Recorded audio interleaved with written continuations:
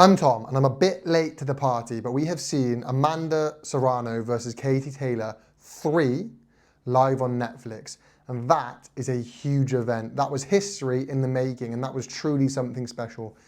Absolutely fantastic show. Well done to both girls involved. Well done to all girls involved, in fact. Well done to Netflix. The production was substantially better than what it used to be. Sorry if it's quite echoey. It sounds quite echoey in this corner of the room.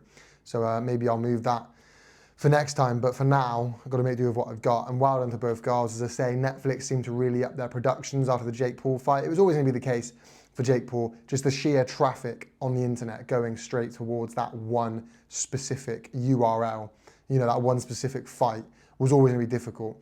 They seem to have rectified that on what was a smaller fight, but you've got to learn somewhere. So hopefully now we see Crawford versus Canelo will also be equally as good production, equally as good value, and equally as good handled as equally well, or equally as well. So not only was that a big event, but it's actually a massive event, the biggest event for women's boxing. And I think that's something that's really special because I think most sports, there's quite, I'm not going to say catastrophic, but quite a big gap between the men's sport and the women's sport. I'm a big rugby fan. And if you look at rugby, for example, England and France are the only two nations with dedicated professional women's leagues.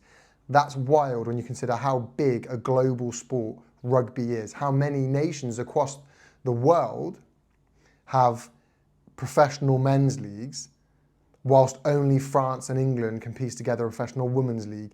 There's quite a big gap there. And if you look at that on the international stage, what that means is you've got England women's rugby, who are head and shoulders above the rest of the world, and France aren't far, well, they are quite far behind, but they're certainly head and shoulders above everyone else as well. There becomes quite a big gap that needs to be filled, really. And I feel like, there's a few sports that do it well, track and field, in terms of both genders. I mean, obviously women have their sports, don't get me wrong, but in terms of both genders, I think track and field do their women's sports quite well. Tennis is a pretty good one. I can't think of many more, but there are a few. Women's football is growing, and that's really good to see. Women's football is growing. It's the Euros as I speak, and I've been watching the Euros, and I'm really proud of the Lionesses. They've been doing absolutely fantastic. They're not going to care what I think, but nevertheless. And boxing has always been a sport, I think, especially sort of more recently, where women's boxing and men's boxing have been quite close. Men's boxing is above. It is. But you see certain women boxers. My favourite, Sky Nicholson, she is absolutely fantastic, a joy to watch. And then you see shows like Katie Taylor versus Amanda Serrano 2 on the Jake Paul versus Mike Tyson on the card. That stole the show. Not only was that a fantastic fight, it actually stole the show in front of millions of viewers. And that's brilliant. And I think boxing is a sport where there's a bit of a mix there. Quite often you see women boxers boxing with the men.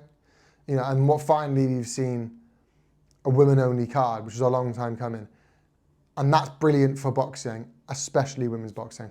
It's interesting it was on Netflix, and by that I mean Netflix only take the biggest of the big shows. Now that was a historic show, the first women's only card, but I wonder what their plan is with that. Was that more like, respectfully, that's not got the viewers that Jake Paul, Mike Tyson got. That's not got the viewers that Canelo versus Crawford is going to get. So was that their kind of test to see if they've ironed out the creases that were discovered during the Jake Paul, Mike Tyson card? Or is it just that they want to be part of a historic show? Or I wonder, because they're only going to take the absolute biggest shows. And I wonder why they've then taken that. Is that just to say, no, we're in boxing now. We're here. It looks like TKO, Dana White, and Turki Al-Sheikh's boxing league's going to sign with Netflix, making an entrance. And I don't mind it. I think the pay-per-view model should be scrapped, or at least dwindled down, which it now has been. But so Netflix isn't, if they want to charge an extra $5 a month to get that boxing subscription included, I'm all for that. So I like it. I just wonder what their kind of grand plan is. And of course, on the actual fight, Katie Taylor beat Amanda Serrano for a third time. That is now 3-0, which perhaps isn't actually reflective of the 3 fights. Amanda Serrano probably should have been given at least one of the 3. But ultimately Katie Taylor won 3-0. And what she did in the third fight, which she did win, by the way, was what she should have done in 1, what she should have done in 2, and what she finally did in 3. That is what Katie Taylor should have done. What she ended up doing was getting drawn into a firefight with somebody who's seasoned in firefights. She should have just did what she did in that fight, stuck to her boxing and not get drawn in.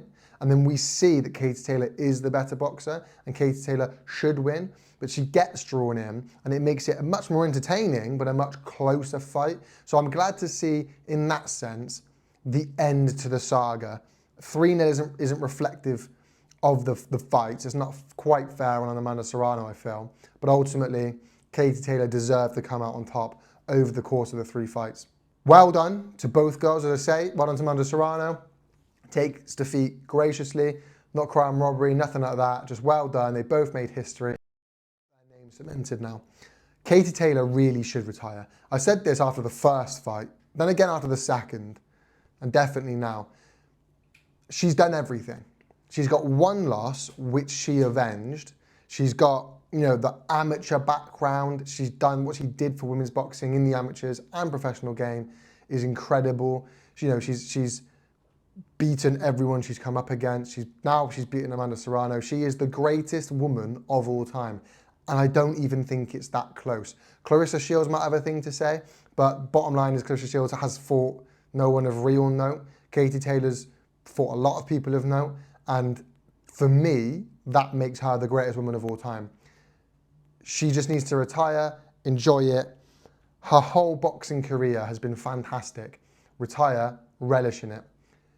And just get back into, maybe join Matchroom Boxing as the woman, the CWO, in charge of women's boxing. I'm sure, Matchroom would have that. I'm sure Eddie Hearn would have that. I don't know, people, but your thoughts on all that in the comment section down below. Thank you so much for watching. Make sure you like, comment, subscribe. You know how all this good stuff works, people.